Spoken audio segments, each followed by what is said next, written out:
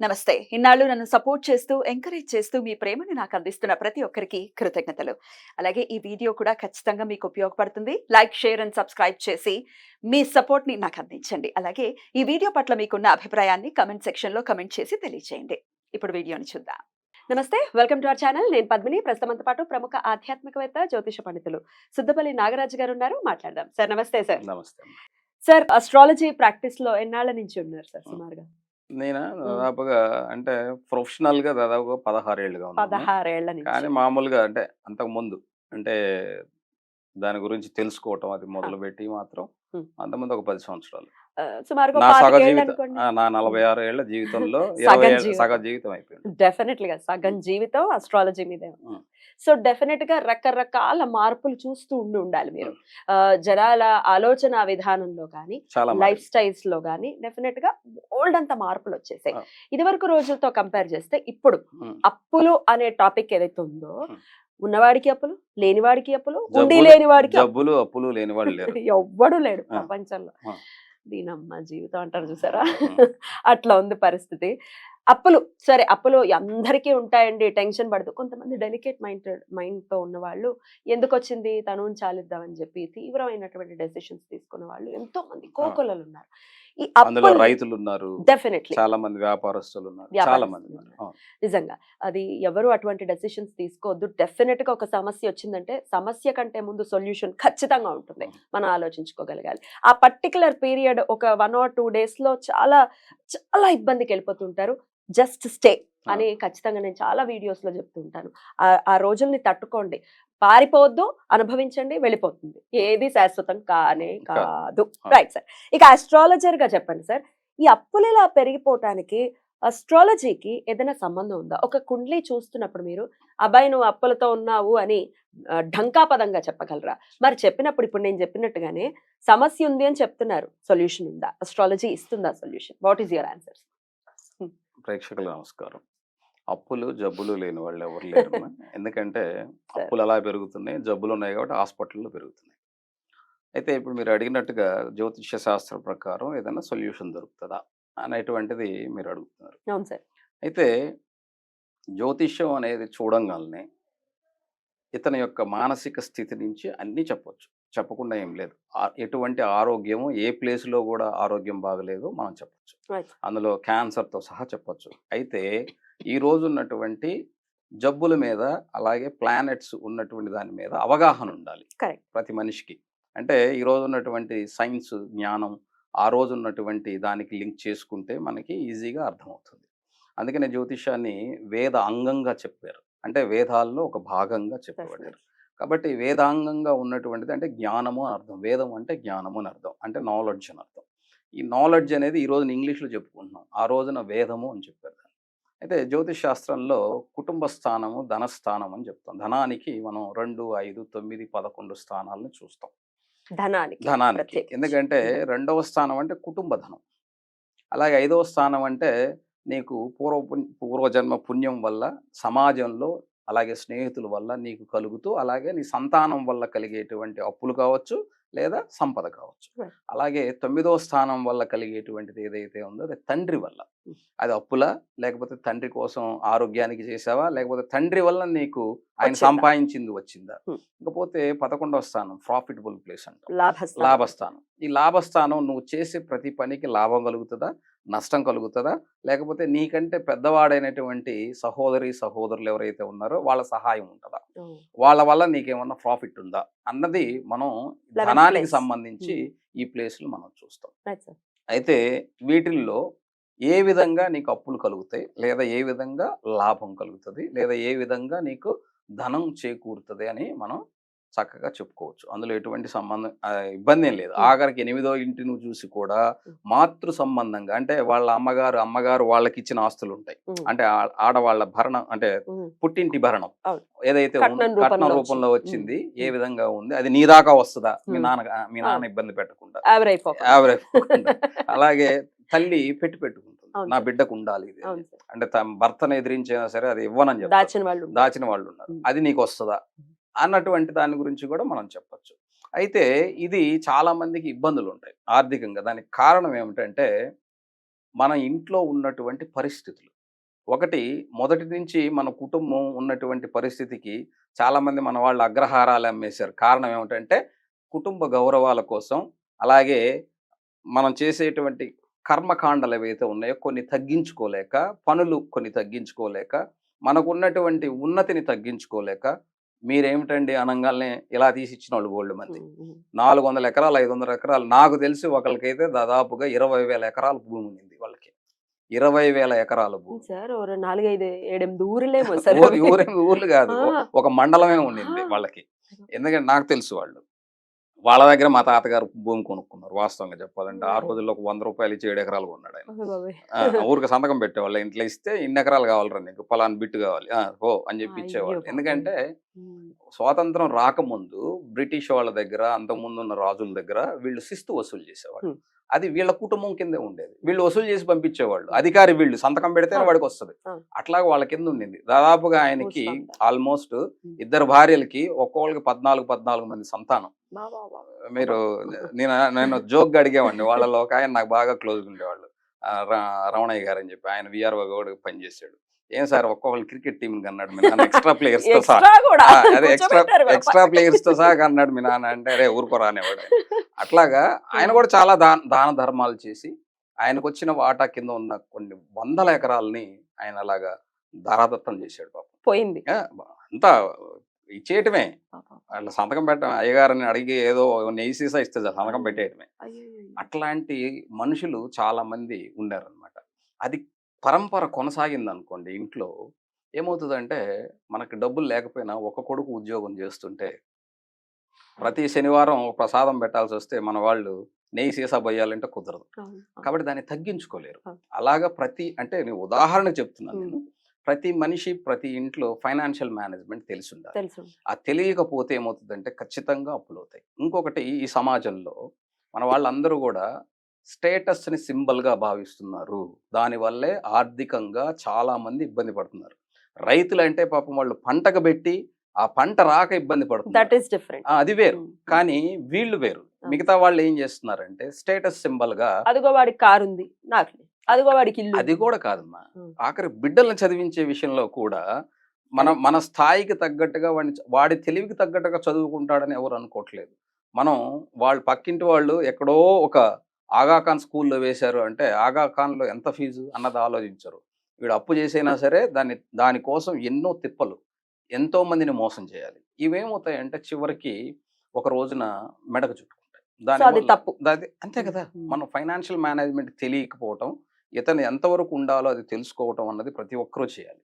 ఇప్పుడు నాకు ఇది ఉంది గదా! అని జెప్పేసి దాన్ని మనం ఈ రోజే మొదలుపెట్టేస్తే హ్మ్. అది రేపటికి ఉండదు. హ్మ్. కాబట్టి రేపటికి ఆలోచించి మనం మొదలుపెడితే జీవితం హాయిగా ఉంటుంది. రైట్. మన స్థాయి మర్చిపోయి ఎవరమైతే అప్పులు చేస్తామో జబ్బులు గూడా అప్పుతో పాటు పెరిగిపోతూ ఉంటుంది. 2 ఎందుకంటే రిలేటెడే టెన్షన్ కదా! అనేటువంటిది రిలేటెడే. రిలేటెడ్‌గా హ్మ్. ఉంటుంది గాబట్టి, ఆ యొక్క టెన్షన్ వల్ల శరీరంలో ప్రతి భాగం కూడా ఇబ్బంది పడుతుంది. డెఫినైట్‌లీ. మరి వీటి దానివల్ల నుంచి అప్పు, జబ్బు 2 ఉంటాయి. మరి వీటి నుంచి బయటపడాలి అంటే ఏం చేయాలి సార్? మీరైతే ఏం సలహాలిస్తారు? నేను జనరల్‌గా అయితే అమ్మా హ్మ్. అందరికి చెప్పేదేమిటంటే, హ్మ్. ఈ యొక్క దీని ప్రకారం పూజ అనేటువంటిది నీ మనసుని కంట్రోల్ చేసుకునేదానికి. ఆధ్యాత్మికంగా నీ యొక్క మనసే ప్రధానం. దేనికైనా సరే మనసు ప్రధానమైంది. భగవద్గీతలో కృష్ణుడు చెప్పినట్టుగా నీకు మనస్సు అనేటువంటి దాన్ని నువ్వు కంట్రోల్‌లో పెట్టుకోగలిగితే ఖచ్చితంగా నీకు గొప్పగా ఒక్కొక్కళ్ళకి ఒక్కొక్క రకంగా మనసు కంట్రోల్‌లో ఉంటుంది. కొంతమంది పూజ చేస్తారు. కొంతమంది ఒక మంచి సువాసనతో అంటే ఒక ఎసెన్షియల్ ఆయిలో లేదా ఒక పువ్వు దానివల్ల కొంతమంది మనసు కంట్రోల్‌లో ఉంటుంది. అవును. ఆఖరికి పాములు కూడా కంట్రోల్‌లో ఉంటాయి. మొగలి పువ్వుల దగ్గర వాసనకి మొగలి పొదల్లో ఉంటాయని మన వాళ్ళు చెప్తారు. అంటే ఆ అవును. వాసన వల్ల అవి హ్మ్.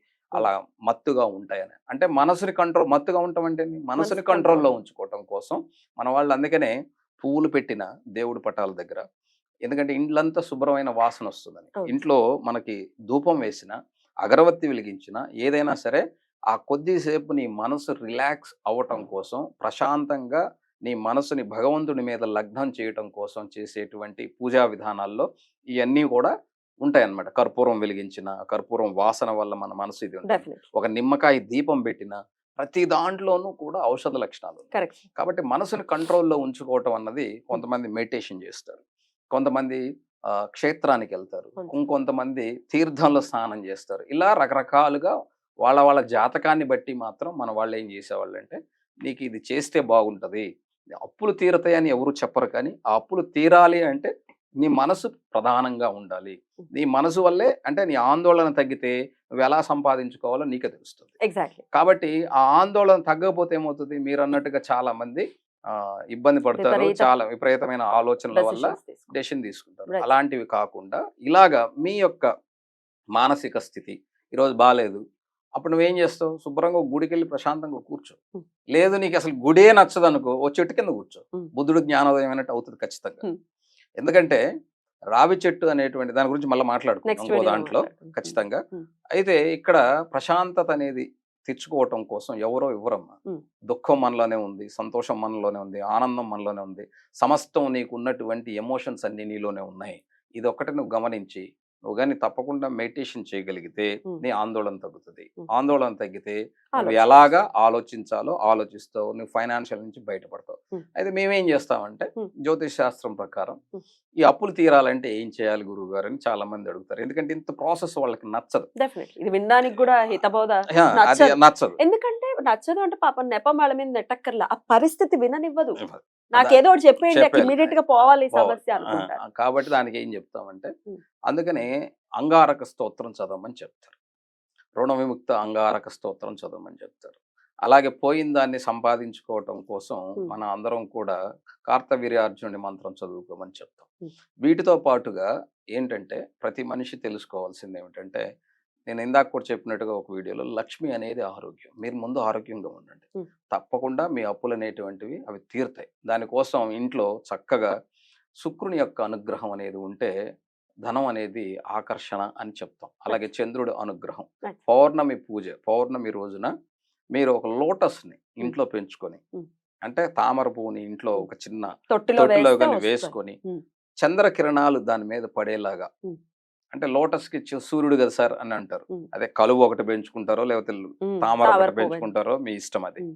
అయితే చంద్ర కిరణాలు కానీ పడేటట్టుగా, ఆ మొక్క మీద. మొక్క మీద కాదు, Hmm. అమ్మవారి లోటస్ ఇంట్లోనే ఉంటది, Ah. లేదా బయట పెట్టుకోండి. Hmm. దానికి ఎదురుగా ఒక Hmm. అమ్మవారి ఫోటోను, Okay. లేకపోతే ఒక శ్రీచక్రము, మీ యొక్క ఏమంటారు శక్తి. పూజా Interest. విధానం, Hmm. పూజా విధానం ఇంట్లో ఉంటుంది. Hmm. వాళ్ళ యొక్క పూజా విధానంలో వాళ్ళు ఏ విధంగా చేసుకుంటారు. అమ్మవారిని చేసేవాళ్ళు లలితా సహస్రనామంతో చేసుకోండి.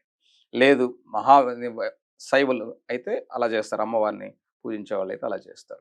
లేదు మేము శివుడినే పూజిస్తామండి, పర్వాలేదు, నువ్వు చక్కగా ఒక చిన్న శివలింగాన్ని, ఒక అక్కడే స్ఫటికలింగాన్ని పెట్టేసుకోవచ్చు. ఆ చంద్ర కిరణాలు దాని Hmm. మీద పడేటట్టుగా Hmm. మనం పెట్టుకొని శుభ్రంగా అష్టోత్తరాలతో శివుని యొక్క నామాలతో నువ్వు పూజ చేసుకో, నీకు ఐశ్వర్యం లభిస్తుంది. Hmm. అలాగే అమ్మవారిని చేసేవాళ్ళు లలితా సహస్రనామంతో అమ్మవారిని పూజ చేసుకోండి. అది శ్రీచక్రం అయినా, అమ్మవారి ఫోటో అయినా, అమ్మవారి విగ్రహం అయినా, చంద్ర కిరణాలు పౌర్ణమి రోజున పడాలి. తప్పకుండా వాటి మీద పడేలాగా ఏర్పాటు చేసుకోండి. ఏదీ లేకపోయినా తామర గింజల మాల, మగవాళ్ళు ఉంటారు, తామర గింజల మాల దొరుకుతుంది. Huh. ఆ మాలని ధరించడం ద్వారా కూడా Hmm. మనకి ఐశ్వర్యం.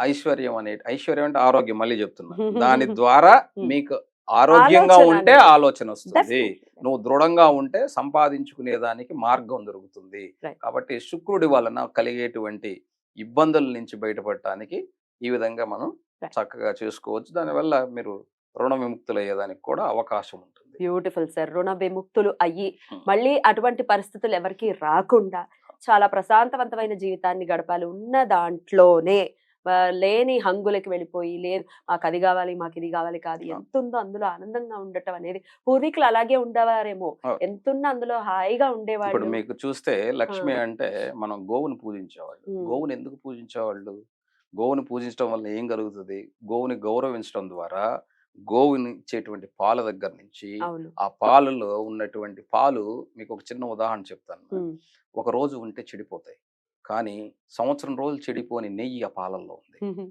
కానీ నువ్వు దానికి ఎంత ప్రక్రియ చేయాలి? Hmm. దాన్ని కాయాలి, కష్టపడాలి. తోడు వేయాలి, Exactly. దాన్ని చిలికి వెన్న తీసి దాన్ని కాచి కాచి నువ్వు స్టోర్ చేస్తే సంవత్సరం రోజులైనా చెడిపోని కమ్మని నెయ్యి నీకు లభిస్తుంది. ఎంత కష్టం ఉంది. ఎంత కష్టం ఉంది. అలాగా ఆవు ద్వారా నీకు పేడ లభిస్తుంది. ఈ పేడ నీ పంటలకి, నీ ఎరువు. భూమి సారవంతం చేసి నీ పంటలు Yeah. పడతాయి. కానీ అదే ఆవు ద్వారా దాని సంతానం దున్నటానికి, ఉమ్. నీకు సేవ చేయటానికి ఎద్దు రూపంలో అవును. మనకి ఉపయోగపడుతుంది. అందుకని నందీశ్వరుడు అంటారు. చాలా మంది మేము చిన్నప్పుడు ఎద్దు కల్లో వచ్చింది అంటే ఉమ్. వెంకటేశ్వర స్వామిరా మొక్కు అబ్బా, అనేవాళ్ళు. అబ్బా. అంటే దాని అర్థం ఏమిటంటే Cute. ఆ ఎద్దుని కొట్టొద్దని, హా, దాన్ని హింసించొద్దని. హా. అంటే భగవత్ స్వరూపం అని అర్థం అక్కడ. Right. అంటే మనకున్నటువంటి జీవుల్లో ఆవు ఉత్తమమైనదిగా ఎందుకు చెప్పారు అంటే అన్ని జీవులు ఉత్తమమైనటువంటివి. అన్ని జీవుల్లోనూ మనిషితో పాటుగా ఉమ్. అన్ని జీవుల్లోనూ భగవంతుడు ఉన్నాడు. అందుకని నువ్వు కుక్కని కాలభైరవుడు అంటారు. అవును. సనాతన ధర్మంలో ఉన్న బ్యూటీ అది. ప్రతి జీవిలోను Yeah. ఆఖరికి విషసర్పాన్ని కూడా Hmm. నువ్వు పూజిస్తావు నాగదేవత అంట. అని పూజిస్తావు. కాబట్టి ఇలాగా మనకున్నటువంటి దాంట్లో ఐశ్వర్యం అంటే ఏమిటంటే నీ ఆరోగ్యము గుర్తుపెట్టుకోవాల్సింది. Right. కాబట్టి ప్రతి ఇది కూడా ఎనర్జీ అనేటువంటిది రాయిలో దేవుడు ఉన్నాడా అని అడిగేటువంటి వాళ్ళందరూ ఒక్కసారి ఆలోచించండి. Hmm. రాయి దేంతో తయారైంది? Hmm. ఆటమ్స్ తో కదా. Hmm. మరి ఆటమ్స్ లో ఎనర్జీ ఉందా లేదా? ఉంది. ఎనర్జీ ఉన్నప్పుడు మరి అది శక్తివంతమైందా కాదా? డెఫినెట్లీ. కాబట్టి నువ్వు చూసే దృష్టిలో నువ్వు రాయి చూస్తే నీకు రాయే కనపడుతుంది. లేదు అందులో నువ్వు శక్తిని చూస్తే నీకు శక్తి కనపడుతుంది. Right. యద్భావం తద్భవతి అని ఊరికి నేను చెప్పలేదు మన వాళ్ళు. కాబట్టి ప్రతిదీ కూడా అణువులతో నిర్మితమై ఉన్నప్పుడు నువ్వు ఏది లేదు లేదు అనేదానికి అనేదానికి అజ్ఞానం ఏముంది? ఒకటి చాలు. సరే అది ఉంది వాళ్ళ అని వాళ్ళ ఇది తెలుసుకోవడానికి జ్ఞానం.